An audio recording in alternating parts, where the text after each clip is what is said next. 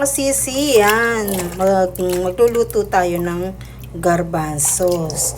So, sinok ko lang po ito ng overnight mga sisi. Pagkatapos ay ating pressure cooker.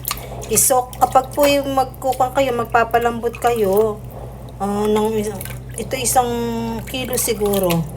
Yan, isok mo muna overnight po. Tapos, hugasan ng mabuti mga sisi ko.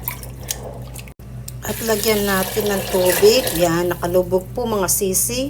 Ayan po. At lagyan po natin ng salt mga sis. Ayan na. Pink salt po ang ginamit ko. Kahit na nung salt mga sisi ko. At ito po ang ating mga other ingredients. Peppercorn, garlic, bay leaves. Ayan, may chicken stock at chicken powder po mga sisi ko.